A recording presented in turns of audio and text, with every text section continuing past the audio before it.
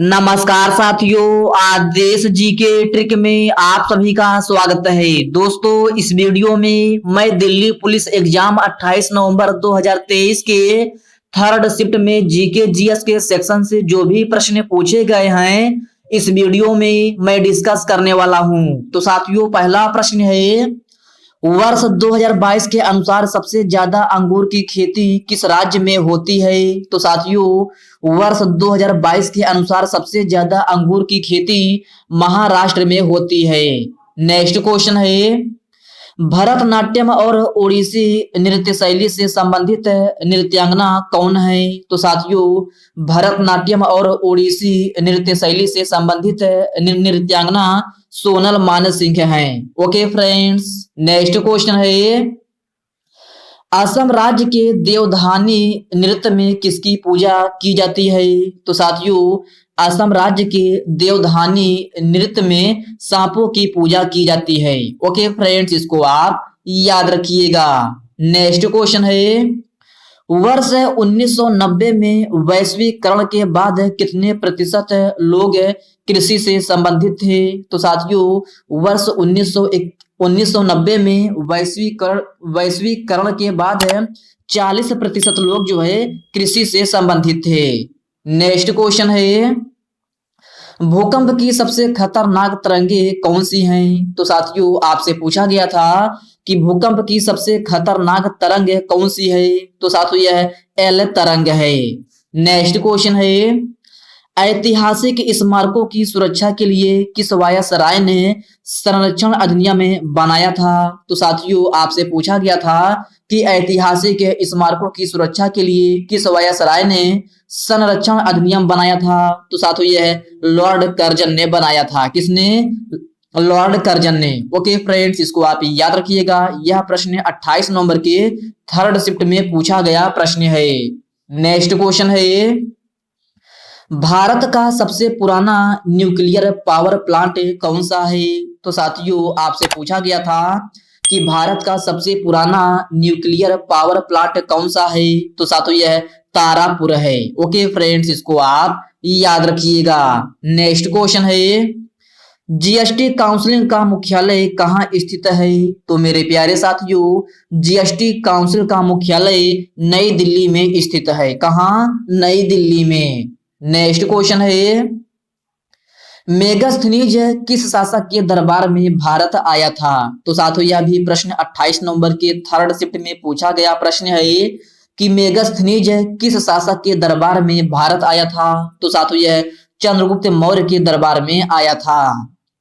My dateless नामक पुस्तक के लेखक या लेखिका कौन है? तो साथियों, आपसे पूछा गया था कि माय डेटलेस नामक पुस्तक के लेखक या लेखिका कौन है? तो साथियों, यह आर के नारायण है। कौन है? आर के नारायण। नेक्स्ट क्वेश्चन है, ज्वालामुखी से निकलने वाली चट्टान को क्या कहा जाता है? तो साथियों, ज्वालामुखी से निकलने वाली चट्टान को जो है आग्नेय चट्टान कहा जाता है। क्या? आग्नेय चट्टान। कालका बिंदा दीन घराने से संबंधित संगीतकार कौन है? तो साथियों, आपसे पूछा गया था कि कालका बिंदा दीन घराने से संबंधित संगीतकार कौन है? तो साथियों, यह पंडित बिरजू महाराज हैं। कौन है? पंडित बिरजू महाराज। ओके फ्रेंड्स, इसको आप याद रखिएगा। यह भी प्रश्न 28 नवंबर के थर्ड शिफ्ट में पूछा गया प्रश्न है। और साथियों, अगर आपसे पूछा जाए कि पंडित बिरजू महाराज का संबंध है किस नृत्य शैली से है? तो साथियों, इनका संबंध जो है कथक नृत्य शैली से है। किससे? कथक नृत्य शैली से। नेक्स्ट क्वेश्चन है,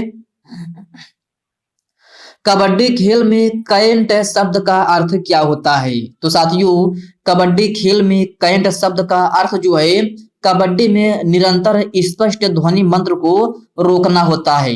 तो साथियों, इसका ऑप्शन तो हमें नहीं मिल पाया है, बट आप लोग इसको अपने ऑप्शंस के अकॉर्डिंग देख लीजिएगा। बाकी क्वेश्चन जो है सेम ही पूछा गया था कि कबड्डी खेल में कैंट शब्द का अर्थ जो है क्या होता है।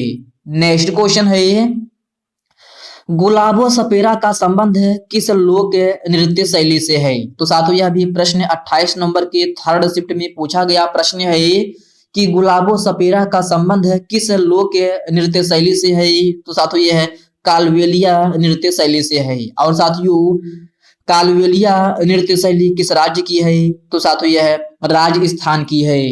नेक्स्ट क्वेश्चन है, बड़े गुलाम अली का संबंध किस घराने से है? तो मेरे प्यारे साथियों आपसे पूछा गया था कि बड़े गुलाम अली खान का संबंध किस घराने से है? तो साथियों इनका संबंध जो है कसूर घराने से है। किससे? कसूर घराने से। पहली बार एशियन गेम्स की मेजबानी भारत ने कब किया था? तो साथियों पहली बार एशियन गेम्स की मेजबानी भारत ने 1951 ईस्वी में किया था। कब? 1951 ईस्वी में। ओके फ्रेंड्स, इसको आप याद रखिएगा। नेक्स्ट क्वेश्चन है साथियों, अगला प्रश्न जो पूछा गया था वह ऑटोबायोग्राफी नोट्स से नामक से संबंधित जो है प्रश्न पूछा गया था। तो क्या पूछा गया था? ऑटोबायोग्राफी नोट से पुस्तक से संबंधित एक प्रश्न पूछा गया था। तो साथियों ऑटोबायोग्राफी जो है आपका जवाहरलाल ऑप्शन में दिया ही नहीं गया था, बल्कि आपके जैसे हो गए न्यूटन दिया गया था, आइंस्टीन, ये वैज्ञानिकों से संबंधित कुछ प्रश्न पूछा गया था। तो आप लोग देख लीजिएगा कि ऑटोबायोग्राफी नोट्स से संबंधित प्रश्न पूछा गया था। तो साथियों इसका आंसर तो हमें नहीं मिल पाया है, बट आप लोग कमेंट बॉक्स में कमेंट करके बताइएगा कि आपके ऑप्शन में क्या दिया गया था और साथ ही साथ आप लोग इसका आंसर करके क्या आए हैं। नेक्स्ट क्वेश्चन है, समुद्रगुप्त को सिक्कों पर कौन सा वाद्य यंत्र बजाते हुए चित्रित किया गया है? तो साथियों समुद्रगुप्त को सिक्कों पर वीणा वाद्य यंत्र बजाते हुए चित्रित किया गया है। ओके फ्रेंड्स, इसको आप याद रखिएगा। यह भी प्रश्न 28 नवंबर के थर्ड शिफ्ट में पूछा गया प्रश्न है।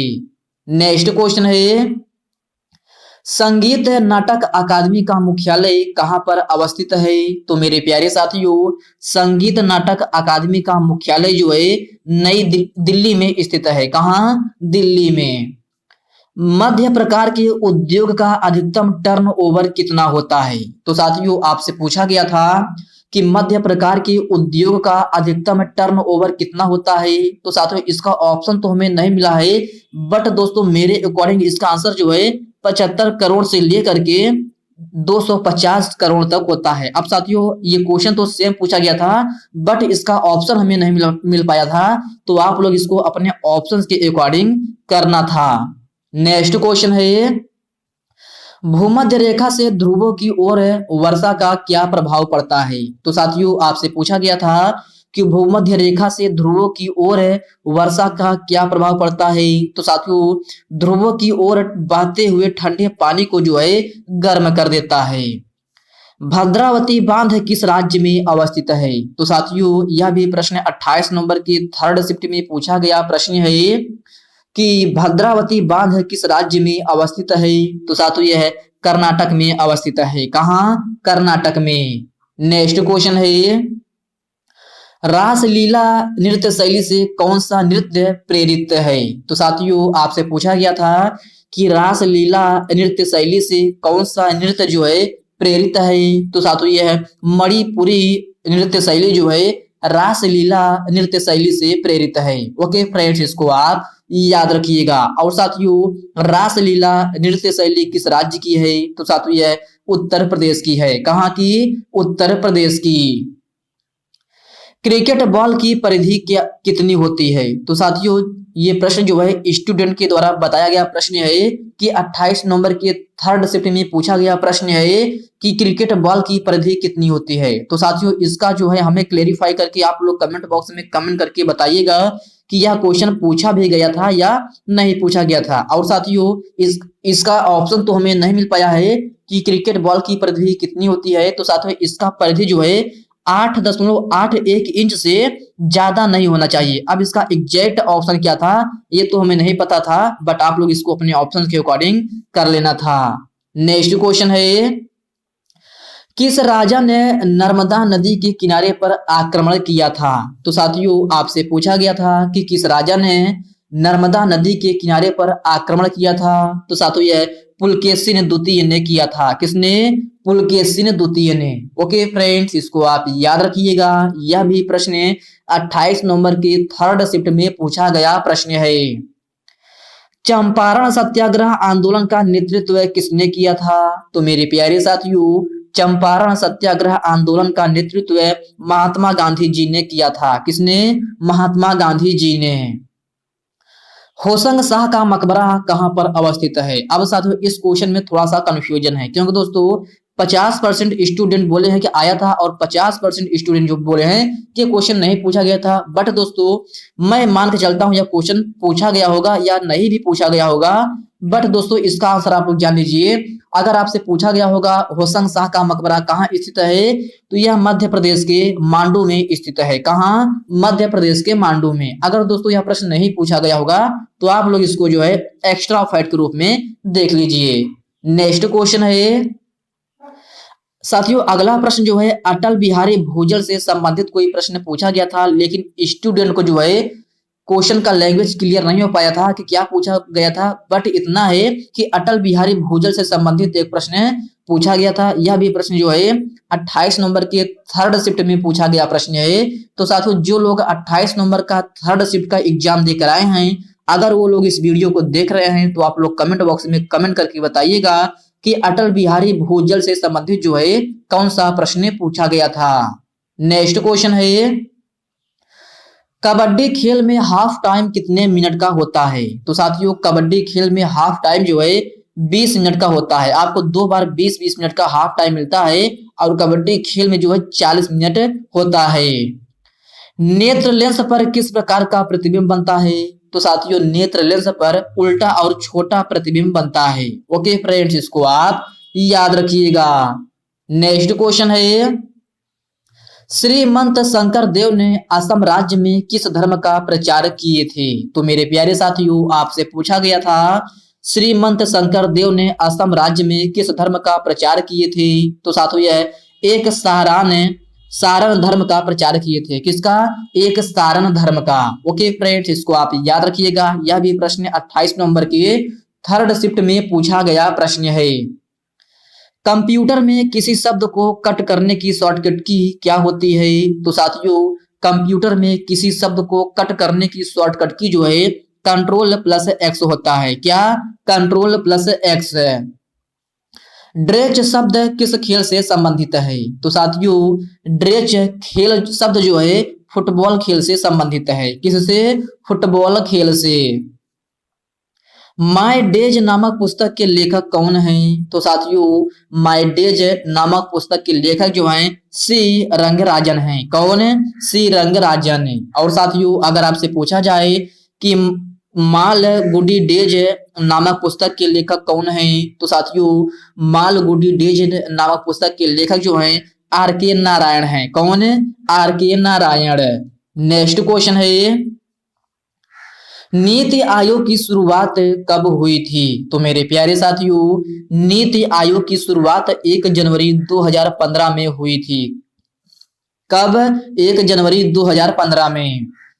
दिल्ली सल्तनत में 1296 से लेकर के 1316 ईस्वी तक किसका शासन था? तो साथियों यह भी प्रश्न 28 नंबर के थर्ड शिफ्ट में पूछा गया प्रश्न है कि दिल्ली सल्तनत में 1296 से लेकर के 1316 ईस्वी तक किसका शासन था? तो साथियों यह है अलाउद्दीन खिलजी का शासन था। किसका?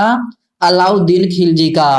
नेक्स्ट क्वेश्चन है 7वां संविधान संशोधन अधिनियम किससे संबंधित है? तो साथियों 7वां संविधान संशोधन अधिनियम जो है राज्यों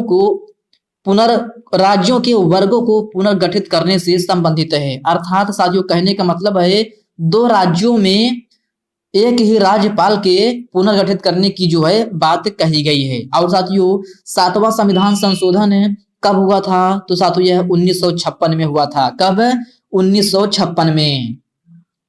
भारतीय संविधान का अनुच्छेद 51A के खंड ई किससे संबंधित है? तो साथियों आपसे पूछा गया था कि भारतीय संविधान का अनुच्छेद 51A का खंड ई किससे संबंधित है? तो साथियों इसमें कहा गया है कि माता पिता अर्थात संरक्षक जो है 6 से 14 वर्ष तक के आयु वाले बालकों को शिक्षा प्रदान करे। ओके फ्रेंड्स, यह बात जो है भारतीय संविधान के अनुच्छेद 51A के खंड ई में कहा गया है। नेक्स्ट क्वेश्चन है साथियों अगला प्रश्न जो पूछा गया था वो यह पूछा गया था कि भारत छोड़ो आंदोलन से संबंधित कुछ प्रश्न जो है शहरों से संबंधित प्रश्न पूछा गया था कि भारत छोड़ो आंदोलन से कौन सा शहर महत्व रखता था। कुछ इस प्रकार से प्रश्न पूछा गया था, लेकिन क्वेश्चन का लैंग्वेज जो है क्लियर है नहीं हो पाया है। तो आप लोग देख लीजिए कि भारत छोड़ो आंदोलन से संबंधित जो है एक प्रश्न पूछा गया था, और साथ ही एक प्रश्न जो है भारतीय संविधान के अनुच्छेद 19 से संबंधित प्रश्न पूछा गया था, लेकिन ये इसमें जो है फैक्ट दिए गए थे, ये तथ्यात्मक प्रश्न था। इसको आपको अपने ऑप्शंस के अकॉर्डिंग ही इसका आंसर करना था। तो साथियों आप लोग जो है इसको थोड़ा कमेंट बॉक्स में कमेंट करके बताइएगा, जो लोग 28 नंबर के थर्ड शिफ्ट का एग्जाम देकर आए हैं, तो भारत छोड़ो आंदोलन से संबंधित कौन सा प्रश्न पूछा गया था ये आपको बताना है, और अनुच्छेद 19 से संबंधित जो है कौन सा प्रश्न पूछा गया था। इन दोनों प्रश्नों को आपको कमेंट बॉक्स में कमेंट करके जरूर बताइएगा।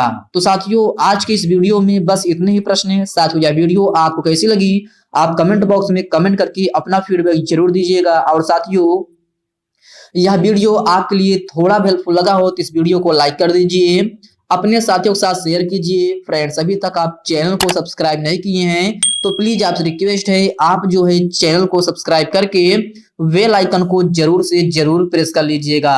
तो चलिए साथियों इसी के साथ हम मिलते हैं किसी नेक्स्ट वीडियो में, तब तक के लिए जय हिंद दोस्तों।